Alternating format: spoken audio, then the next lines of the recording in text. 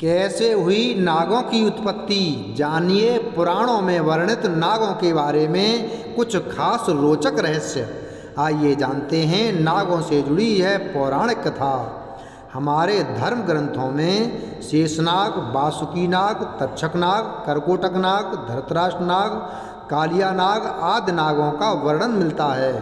आज हम आपको इस लेख में इन सभी नागों के बारे में विस्तार से बताएंगे, लेकिन सबसे पहले हम आपको इन पराक्रमी नागों के पृथ्वी पर जन्म लेने से संबंधित पौराणिक कथा सुनाते हैं।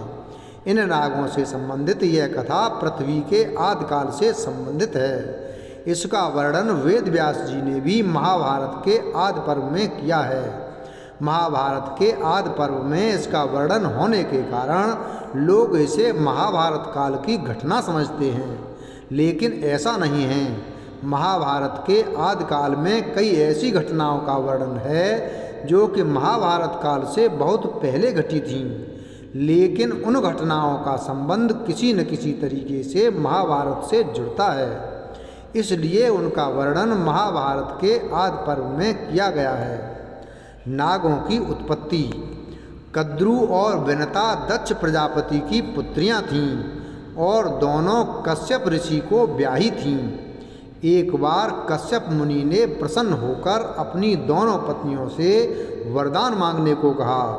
कद्रु ने 1 सहस्त्र पराक्रमी सर्पों की मां बनने की प्रार्थना की और विनता ने केवल 2 पुत्रों की, किंतु दोनों पुत्र कद्रु के पुत्रों से अधिक शक्तिशाली, पराक्रमी और सुंदर हों। कद्रु ने 1000 अंडे दिए और विनता ने 2। समय आने पर कद्रु के अंडों से 1000 सर्पों का जन्म हुआ। पुराणों में कई नागों, खासकर बासुकी, शेष, पद्म, कंबल, कारकोटक, नागेश्वर, धृतराष्ट्र, शंखपाल, कालाख्य, तक्षक, पिंगल, महानाग आदि का काफी वर्णन मिलता है। शेषनाग। कद्रु के बेटों में सबसे पराक्रमी शेषनाग थे। इनका एक नाम अनंत भी है।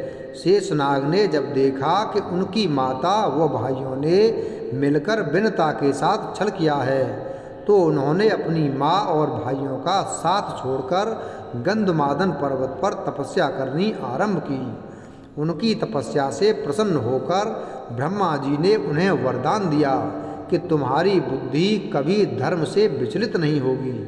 ब्रह्मा ने शेषनाग को यह भी कहा कि यह पृथ्वी निरंतर हिलती डुलती रहती है, अतः तुम इसे अपने फन पर इस प्रकार धारण करो कि यह स्थिर हो जाए। इस प्रकार शेषनाग ने संपूर्ण पृथ्वी को अपने फन पर धारण कर लिया। क्षीर सागर में भगवान विष्णु शेषनाग के आसन पर ही विराजित होते हैं। धर्म ग्रंथों के अनुसार भगवान श्री राम के छोटे भाई लक्ष्मण व श्री कृष्ण के बड़े भाई बलराम शेषनाग के ही अवतार थे। वासुकी नाग। धर्म ग्रंथों में वासुकी को नागों का राजा बताया गया है। ये भी महर्षि कश्यप व कद्रु की संतान थे।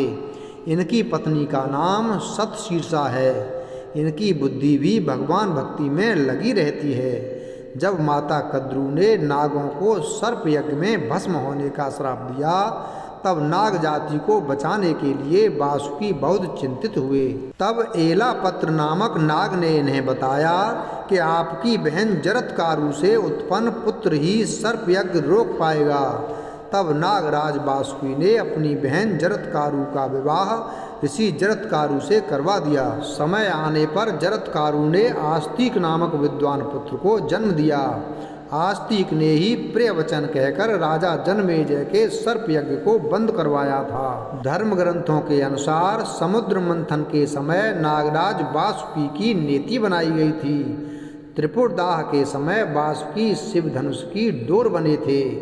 तक्षक नाग। धर्म ग्रंथों के अनुसार तक्षक पातालवासी 8 नागों में से एक हैं। तक्षक के संदर्भ में महाभारत में वर्णन मिलता है। उसके अनुसार श्रृंगी ऋषि के शाप के कारण तक्षक ने राजा परीक्षित को डसा था, जिससे उनकी मृत्यु हो गई थी। तक्षक से बदला लेने के उद्देश्य से राजा परीक्षित के पुत्र जनमेजय ने सर्प यज्ञ किया था। इस यज्ञ में अनेक सर्प आकर गिरने लगे।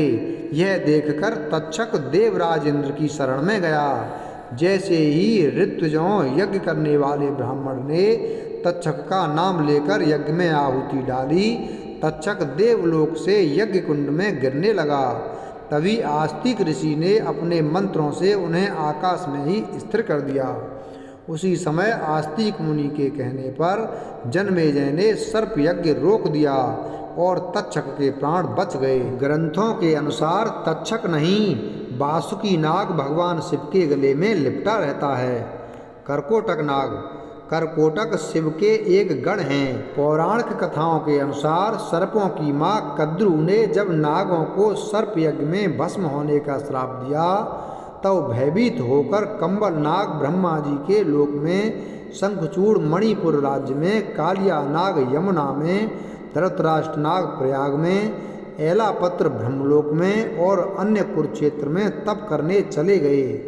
ब्रह्मा जी के कहने पर करकोटक नाग ने महाकाल वन में महामाया के सामने स्थित लिंग की स्तुति की। शिव ने प्रसन्न होकर कहा कि जो नाग धर्म का आचरण करते हैं उनका विनाश नहीं होगा। इसके उपरांत करकोटक नाग उसी शिवलिंग में प्रविष्ट हो गया।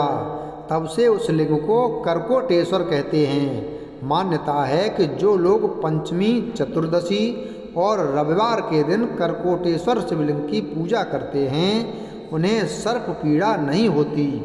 धृतराष्ट्र नाग, धर्म ग्रंथों के अनुसार धृतराष्ट्र नाग को वासुकी का पुत्र बताया गया है। महाभारत के युद्ध के बाद जब युधिष्ठिर ने अश्वमेध यज्ञ किया, तब अर्जुन व उसके पुत्र बब्रवाहन चित्रांगदा नामक पत्नी से उत्पन्न के बीच भयंकर युद्ध हुआ। इस युद्ध में बब्रुवाहन ने अर्जुन का वध कर दिया। बब्रुवाहन को जब पता चला कि संजीवन मणि से उसके पिता पुनः जीवित हो जाएंगे, तो वह उस मणि के खोज में निकला। वह मणि शेषनाग के पास थी। उसकी रक्षा का भार उन्होंने धृतराष्ट्र नाग को सौंपा था। बब्रुवाहन ने जब धृतराष्ट्र से वह मणि मांगी तो उसने देने से इनकार कर दिया। तब धृतराष्ट्र एवं बब्रुवाहन के बीच भयंकर युद्ध हुआ और बब्रुवाहन ने धृतराष्ट्र से वह मणि छीन ली। इस मणि के उपयोग से अर्जुन पुनर्जीवित हो गए। कालिया नाग, श्रीमद् भागवत के अनुसार कालिया नाग यमुना नदी में अपनी पत्नियों के साथ निवास करता था।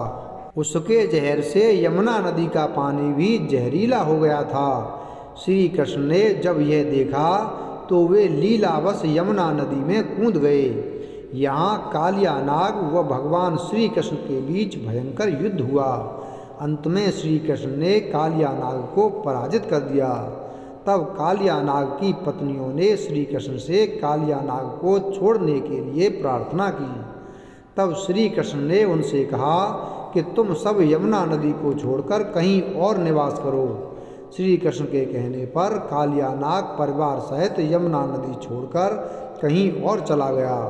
वीडियो अगर पसंद आया हो तो वीडियो को लाइक करें, चैनल को सब्सक्राइब करें और बेल आइकन प्रेस करें। धन्यवाद।